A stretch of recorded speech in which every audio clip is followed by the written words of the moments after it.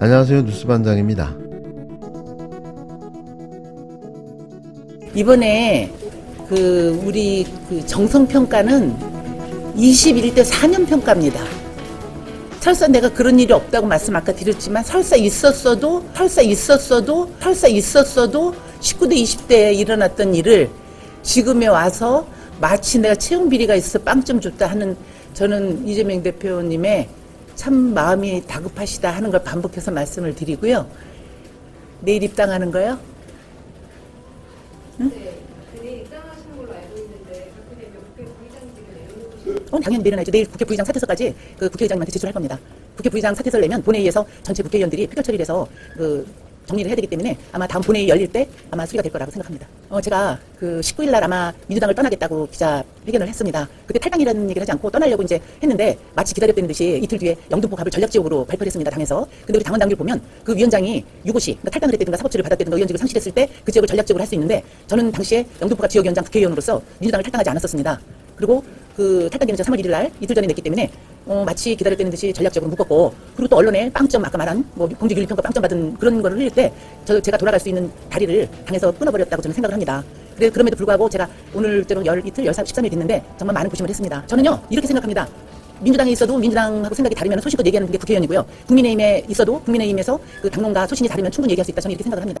개 뻔뻔하다는 말은 아마도 이럴 때 사용하라고 있는 말인 듯 싶습니다. 인두껍을 쓰고 이게 사람이 할 짓인가요? 자신이 20여 년간 몸담아왔던 정당을 버리고 가치와 이념, 방향이 전혀 다른 당으로 입당하는 것도 모자라 자신이 평가 하위 20%를 받게 된 이유에 대해서도 채용 비리가 설령 있다고 해도 이미 다 지난 일이라고 항변하고 나섰는데요. 얘기인즉 범죄를 저질렀지만 이미 오래전 이야기며 이번 평가는 4년에 한정된 평가여야 한다는 주장입니다. 이어 자신은 많이 억울하다고 입에 거품을 물어댔는데요. 또 지난달 19일 탈당 선언을 하며 기자회견을 했던 자가 탈당계 제출을 하지 않았다며 자신을 배제한 민주당 행위는 자신이 돌아갈 다리를 불태웠다고도 주장했습니다. 그러면서 어느 당에 있던지 소신 있게 말하면 된다는 구차한 아무 말 대잔치를 벌였는데요. 참 추합니다. 이게 노욕의 정치인 여자 이낙연 김영주의 실체였습니다. 더불어민주당을 탈당한 김영주 국회 부의장이 4일 국힘당에 입당합니다. 김 부의장은 자신의 지역구인 서울 영등포갑에 국힘당 간판을 달고 출마할 전망인데요. 이쯤 되면 이낙연도 양반으로 보일 지경입니다. 김 부의장은 3일 자신의 SNS를 통해 한동훈 비상대책위원장의 제안을 수락해 국힘당에 입당하기로 했다고 밝혔는데요. 다시 말하지만 추합니다. 그는 그동안 진영 논리보다는 노동자의 삶의 질 향상, 빈곤아동 등 소외계층 문제 해결, 국민 생활환경 개선 등 생활정치를 위한 의정 활동을 주로 해왔다며 떠들어대기 시작했는데요. 그 어떤 말로도 지금의 작태가 합리화되지는 않을 듯 싶습니다. 노동계 출신인 김 부의장은 2004년 17대 국회에 비례대표로 입성해 영등포갑에서 19대, 20대, 21대까지 4선을 해먹었는데요. 또 문재인 정부에서는 초대 고용노동부 장관을 지내기도 했습니다. 민주당에서 꿀만 빨고 꽃길만 걷던 자가 다시 한번 자신의 부귀영화를 위해 당적을 바꾸는 놀라운 변절자의 모습을 보여줬는데요. 이런 자가 민주당의 또아리를 틀고 앉아있으니 개혁이 될 리가 있었나 싶은 거죠. 이에 민주당은 김 부위원장을 저격하고 나섰는데요. 이재명 대표는 기자들과 만나 김 부위원장은 채용 비리 부분을 소명하지 못해 50점이 감점이 돼 0점 처리됐다며 김 부위원장에 대한 평가가 공정했다고 말했습니다. 당 상황실장인 김민석 의원은 기자회견에서 일부 의원의 탈당 지역에서 탈당 권유, 강요가 이어지고 있다는 제보가 있다며 이는 정당법 등 위반이며 과거에도 법적 제재를 받은 사례가 있으니 유념해달라고 강조했는데요. 김 부위원장이 자신의 지역군의 민주당 당원을 대거 이끌고 국힘당으로 넘어갈 것이라는 전망이 나오자 내부 단속에 나선 겁니다. 자신이 변절한 것도 모자라 자신의 지지자, 즉 민주당 지지자들까지 회유와 권유, 강요로 탈당을 선동하고 이들을 이끌고 국힘당에 상납하려는 꼬라지인데요. 분노가 치밀어 오릅니다. 김영주 의원께서 우리 국민의힘과 함께 하기로 하셨고요. 어떤 역할을 하실지는 저희가 공천관리위원회 등등 저희의 시스템에 따라서 잘 판단해 보겠습니다. 민주당 이탈자들을 추가로 다시 의미가 있으실까요? 그렇게 뭐 꼬리를 붙여서 어떤 사람들에게 카테고리를 붙이는 문제는 아니고요. 자유민주주의를 존중하고 그리고 종북화, 통진당화되고 있는 민주당의 어떤 독주를 막아야 한다라는 생각이 있으신 분들 중에서 합리적인 분들이라면 우리 입장에서 마다할 이유가 없습니다. 김영주 의원이 발의한 법안과 의정의 활동의 숫자가 있을 겁니다. 그렇죠? 국회 부의장은 또 게다가 바꿔요. 그럼에도 불구하고 그 4년 내 그것과 이재명 대표의 국회 활동을 비교해 봐주십시오. 혹시 민주당에는 점수가 마이너스도 있나요? 김영주가 0점이면 혹시 이재명은 마이너스 200점 되나요? 제가 이재명 대표를 참 대단하다고 생각하는 건 그런 뻔뻔함입니다. 그렇게 자기 입으로 자기가 얘기 못하잖아요. 보통. 대단한 사람입니다. 국민들께서 그걸 보고 평가해 주셔야 한다고 생각해요. 이재명 대표가 어떤 의미 있는 법안을 발의했다든가 의미 있는 법안 관련 연설을 한 게 있습니까? 상임위에서 활동한 게 있습니까? 저는 아닐 거라고 봅니다. 그리고 그동안에 많은 수치가 보여주고 있을 거고요.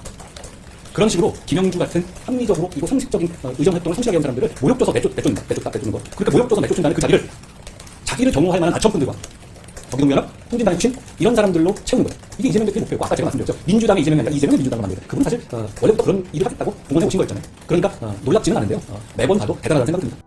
이에 한 비대위원장은 비판을 쏟아냈는데요. 이 대표의 비판에 대해 김영주가 0점이면 이 대표는 마이너스 200점쯤 되냐며 의정활동을 성실히 해온 사람을 모욕줘서 내쫓은 다음 그 자리를 자기 경호할 만한 아첨꾼과 통합진보당 후신으로 채우는 게 이 대표의 목표라고 설레발을 치고 나섰습니다.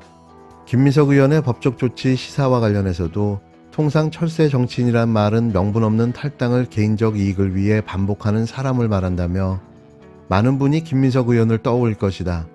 자기는 당적을 몇 번씩이나 옮기고 그런 겁을 주는 말을 하면 국민들이 웃으실 것이라고 비아냥댔는데요.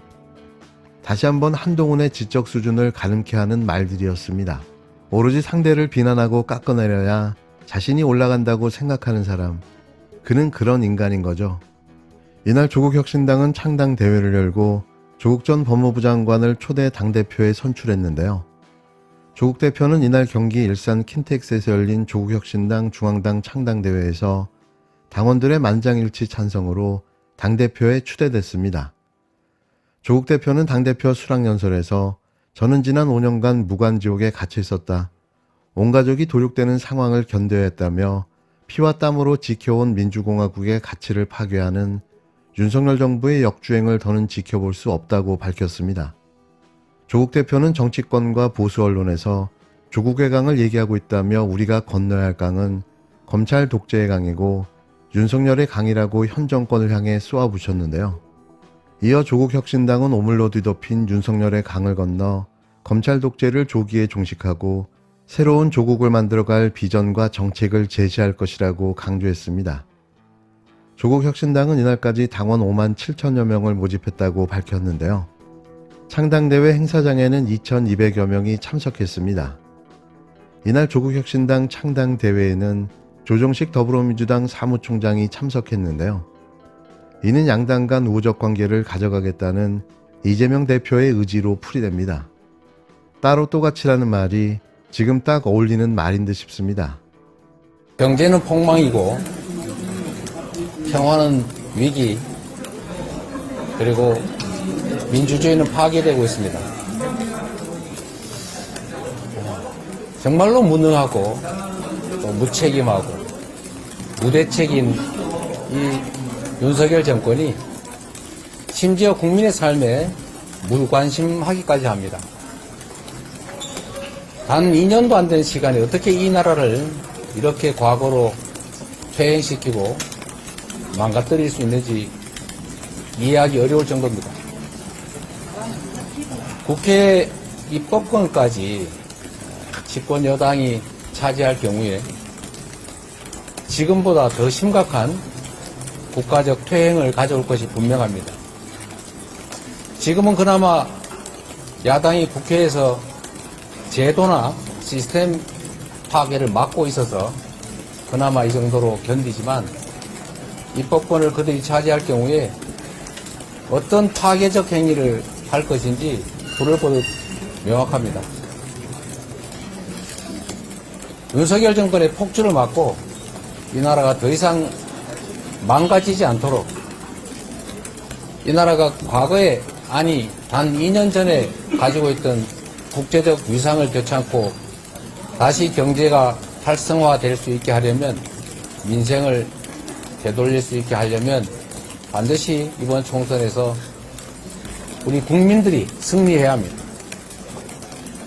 국민 승리를 위해 이에 동의하는 모든 세력들의 힘을 합쳐야 합니다. 그 첫 출발이 바로 오늘 더불어민주연합 비례정당의 출범입니다.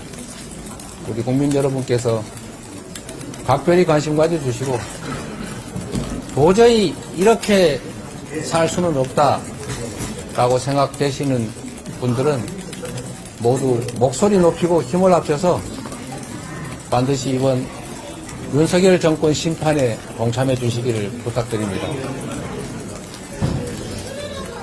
결코 녹록한 상황이 아닙니다. 국민의힘의 이 역사적 퇴행을 바로 막기 위해서 이 나라가 단 반발짝만이라도 전진하기 위해서 모두가 힘을 합칠 때입니다.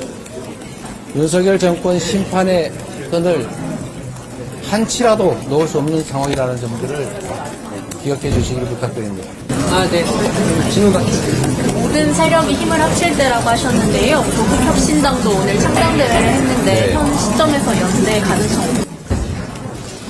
보시는 것처럼 원내 정당 중심으로 시민사회 세력까지 함께 하고 있기 때문에 이 기조는 그대로 유지될 가능성이 많습니다.